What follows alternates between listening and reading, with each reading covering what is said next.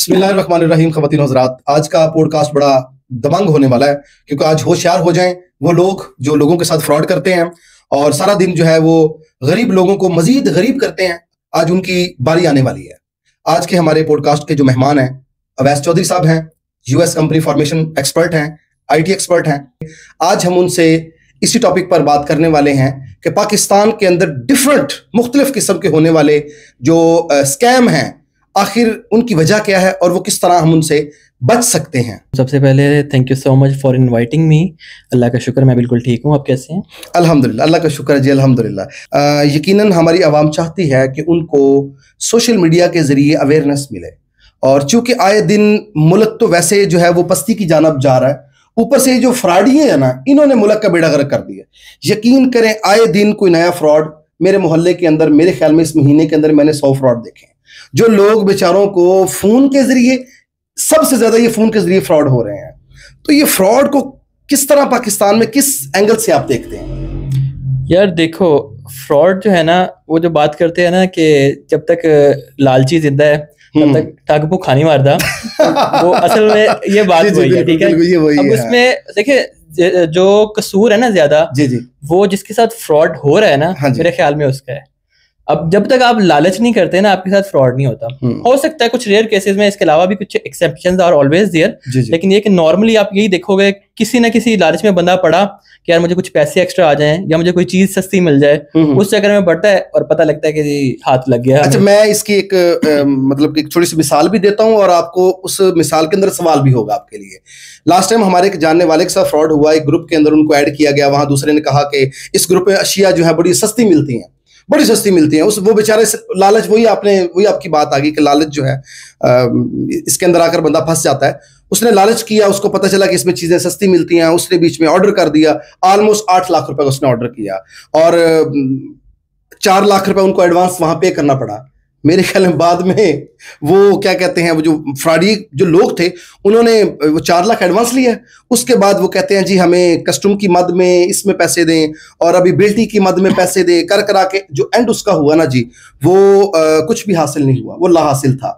मैं कहता हूँ कि ये लोग किस तरह ये सारा प्लान करते हैं, किस तरह लोगों को अपने चक्कर में ले आते हैं। हाँ, ऐसा करते हैं। ये जो आपने बात की है ना, ये इस वाले फ्रॉड की, इसको थोड़ा डिटेल में डिस्कस कर लेते हैं। हमारे पास टाइम है ना? जी, टाइम खुला टाइम है। हमारे नाज़रीन सुन रहे हैं, आप इसको डिटेल से जो है ना वो हमारी आवाम नास तक। अब अच्छा, ये देखो यार, ये बड़ा मजे का वैसे स्कैम है। इसमें होता क्या है, आपने जैसे बताया किसी ग्रुप के थ्रू या किसी पोस्ट के थ्रू, स्टेटस के थ्रू या फेसबुक में कहीं पे आपने ऐड देख लिया, उसके थ्रू आपके सामने आ गया कि यार फलाना चीज आपको सस्ती मिल रही है। आज से पहले तक हो रहा था नॉन कस्टम गाड़ियों के नाम पे, ठीक है। और अभी ये ऐसे ऐसा छोटी चीजों पे आ गए हैं क्योंकि हर बंदे की बाइंग कैपेसिटी इतनी नहीं होती। तो ये करते क्या है कि आपको नॉन कस्टम मोटरसाइकिल दे रहे हैं, नॉन कस्टम मोबाइल दे रहे हैं, ठीक है।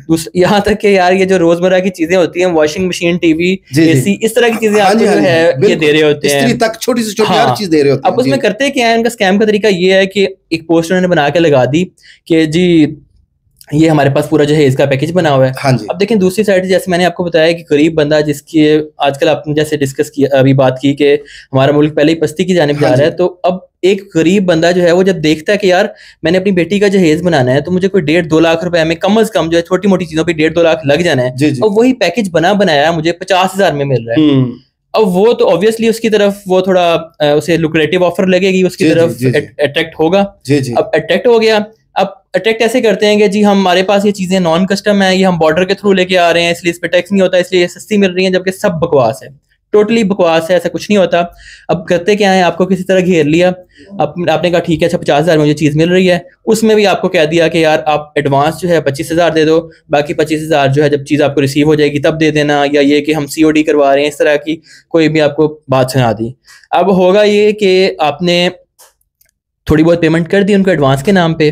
अब आपको वो सारी चीज़ें जो हैं, एक तो चीज़ों की तस्वीरें भेज रहे होंगे, इसके बाद ये हम आपका जो है ये हमने बाई कोरियर सेंड कर दिया, TCS या लेपर्ड करा दिया है, तो इसकी जो रिसीप्ट है उसकी फोटो आपको भेज दी। यहाँ तक कि TCS की रिसीप्ट तक हर चीज वो ओरिजिनल शेयर कर रहे होते हैं। बिल्कुल बिल्कुल। देखिए वो जो रिसीप्ट है ना, ओरिजिनल नहीं होती, असल चीज ये है। इसमें देखें TCS या कोई भी हमारा जो कोरियर कंपनी है वो इसमें इन्वॉल्व नहीं है, ठीक है। उन्होंने वो जो स्लिप है सेम टू सेम उसी फॉर्मेट में एक प्रिंट निकाला, उसका उसके ऊपर एडिटिंग करके अपना नाम वगैरह लिख दिया, आपको स्लिप सेंड सेंड कर दी, एक जो आम बंदा है उसको तो लगेगा हाँ यार चीज मेरी तरफ कोरियर करवा दी गई है।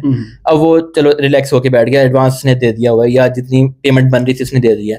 अब होगा क्या कि आपको एक आध दिन बाद एक न्यू नंबर से मैसेज आएगा व्हाट्सएप पे, ठीक है, उसके ऊपर लगी होगी डीपी में लगा होगा FIA लगा होगा या कस्टम्स का कुछ लगा होगा, या कुछ ऐसी भी अकलमंद है कि उन्होंने FBR का उसके ऊपर लगाया होता है, तो उन्होंने उसके ऊपर लोगो लगा दिया। अब लोगो लगा के आपको मैसेज आएगा कि जी आपने नॉन कस्टम चीजें खरीदी हैं, तो हम कस्टम की तरफ से बात कर रहे हैं, मैं कस्टम ऑफिसर हूँ, फलाना फलाना मेरा नाम है, या ये मैं FIA की तरफ से बात कर रहा हूँ, आपने नॉन कस्टम चीज खरीदी है, ये तो आपके ऊपर केस हो जाएगा। एड्रेस और नाम आप ऑलरेडी दे चुके होते हैं। अब जब आपने ये चीजें दे दी, वो बंदा आपको ज्यादा प्रेशराइज कर सकता है कि मेरे पास सारी डिटेल्स हैं, हम आ रहे हैं आपको उठाने।